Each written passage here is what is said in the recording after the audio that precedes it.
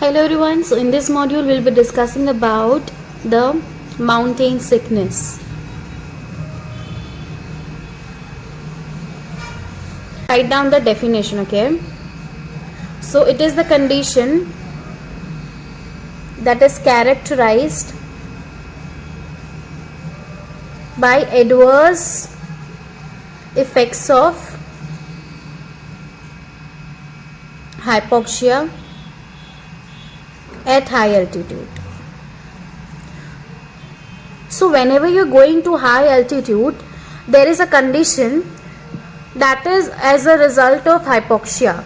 Okay, so that is known as mountain sickness. So it is a condition that is characterized by adverse effects of hypoxia at high altitude. So whenever you go on high altitude, hypoxia occurs and its adverse effects creates a condition that is known as the mountain sickness.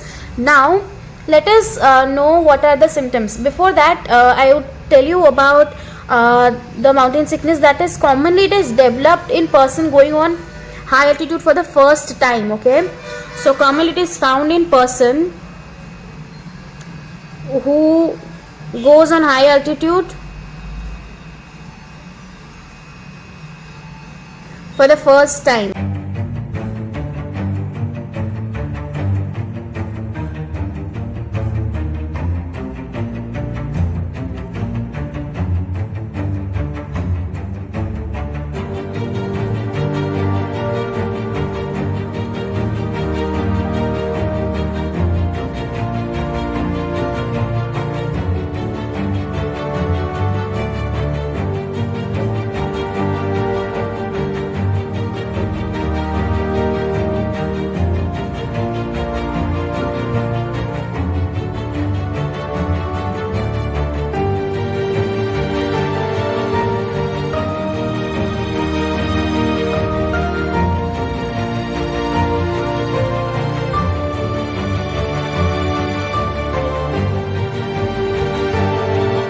Okay, so this is commonly found in persons going on to the high altitude for the first time. Apart from that, it occurs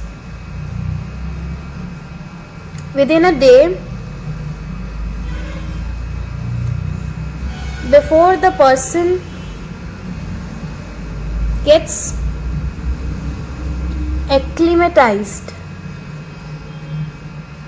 to the altitude. So whenever you go on high altitude, you must experience some oxygen carrying capacity would be reduced and you will be breathless and all that.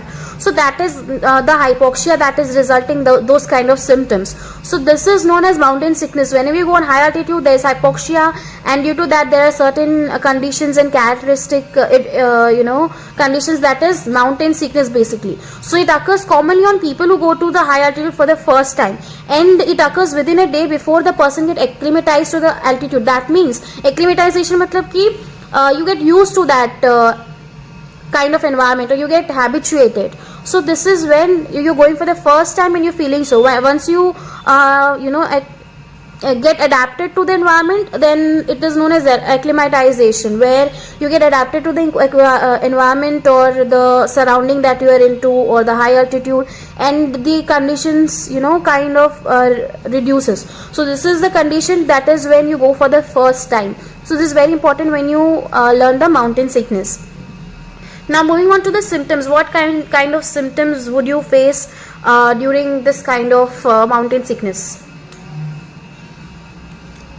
Okay, symptoms. So there are different kind of symptoms. So let's see on the digestive first. On the digestive system. So on the digestive system, there would be loss of appetite, there will be nausea, there will be vomiting. That are the kind of symptoms that you would feel, and this is because of expansion of gases in the GI tract. So whenever you go to high altitude, in the digestive system, these are the common changes that occurs: loss of appetite, nausea, vomiting, because there's expansion of gas occurring in the GI tract. Moving on to the CVS, that is cardiovascular system. So what happens in CVS is that is the heart rate increases and the force of contraction of heart, that also increases. These are the symptoms that you can see via in a person who is having mountain sickness or has developed mountain sickness. In respiratory system, what happens is the pulmonary blood pressure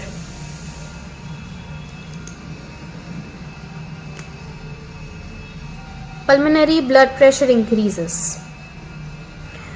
Now this pulmonary blood pressure, the increased pulmonary blood pressure, what happens, it results into something called pulmonary edema, in which it causes breathlessness. So as I said, when you go on high altitude, you feel so this is as a result of the adverse effect of hypoxia on the respiratory system, which in turn increases the pulmonary blood pressure, wherein you develop pulmonary edema, due to which it causes breathlessness. Okay, so there are also other thing. Now moving on to the nervous system.